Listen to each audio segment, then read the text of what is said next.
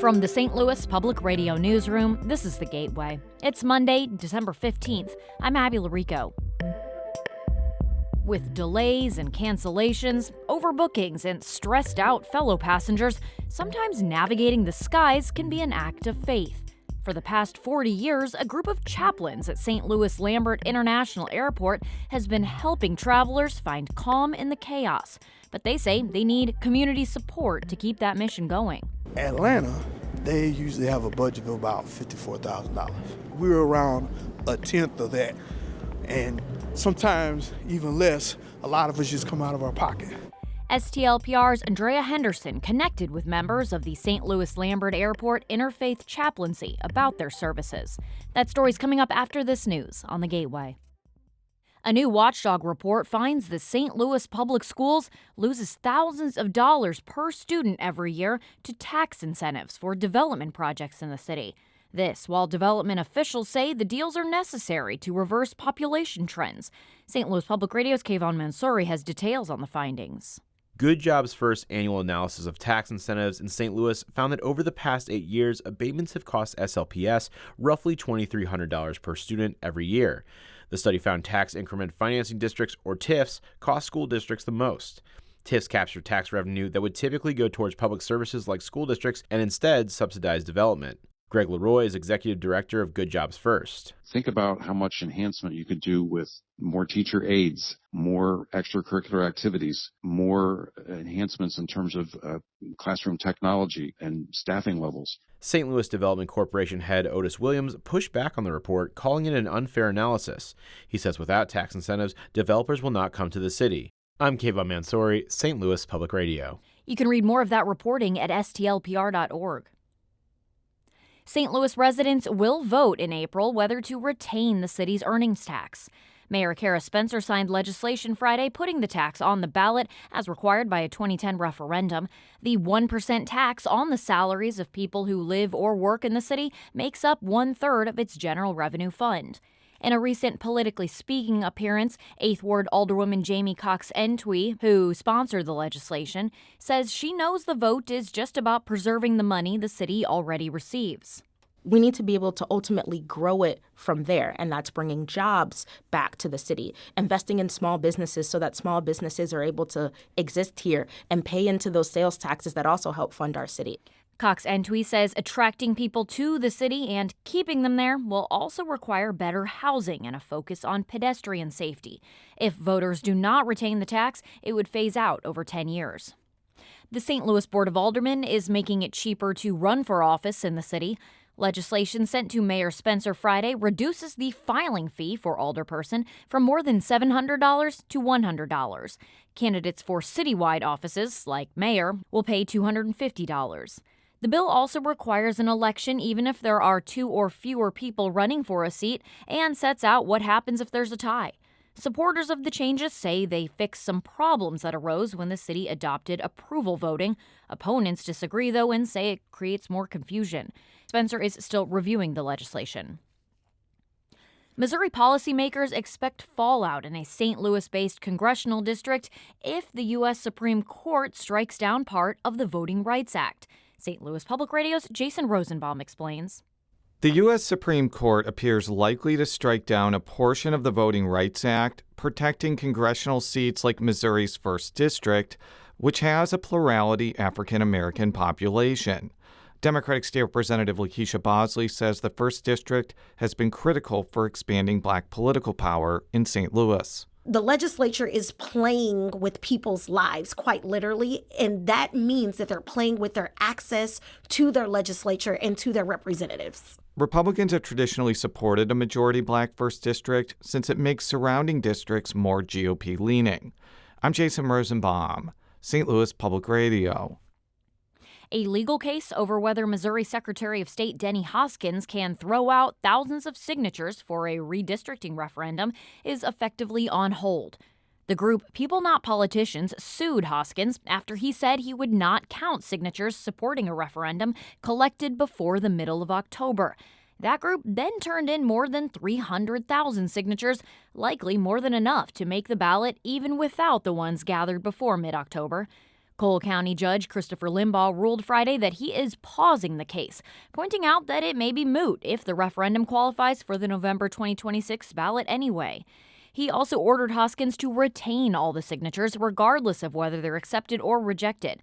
Hoskins told St. Louis Public Radio that he is not disposing of the pre-October 14th signatures in case a court orders him to count them. Democratic U.S. Senator Dick Durbin of Illinois says Indiana's decision not to redistrict mid-decade is a pleasant surprise. The Indiana State Senate voted 31-19 last week to not redraw their state's congressional maps. That's despite a call from the president to do so that has been answered by other states, including Missouri. Durbin made his comments in Cahokia Heights Friday. When Donald Trump calls on these states to redraw their congressional maps, he is conceding the obvious. He doesn't believe his candidates or his issues are going to win that primary election. So he's got to rig the election by changing the boundaries of the districts. I'm glad that Indiana saw through it. The Indiana Senate's vote means Illinois lawmakers will keep their maps for the 2026 elections. That's because Governor J.B. Pritzker had said he would only ask the Illinois General Assembly to redistrict if Indiana did.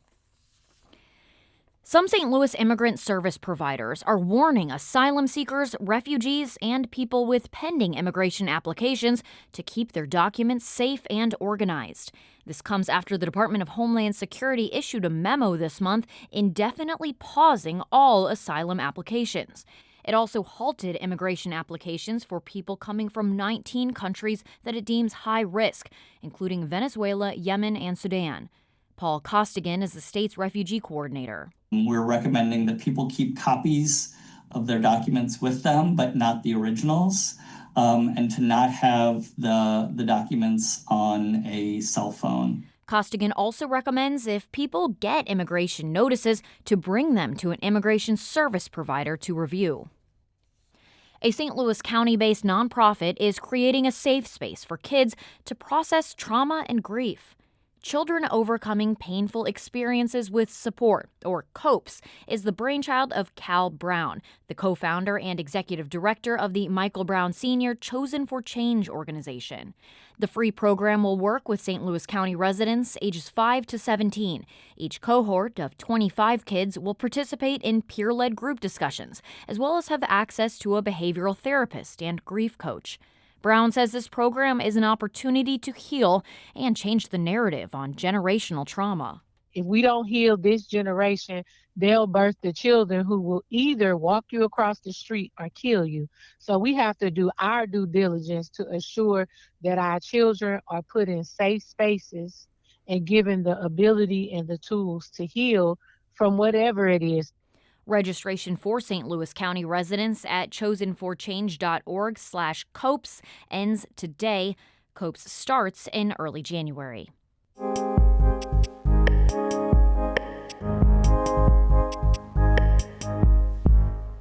Over the past 40 years, the St. Louis Lambert International Airport chaplaincy has prayed with military families, has helped stranded travelers with hotels, and supported numerous unhoused people with social services, all through in-kind donations.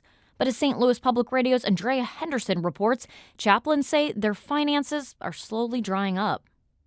Travelers are speed walking through Terminal 1's baggage claim at St. Louis Lambert International Airport.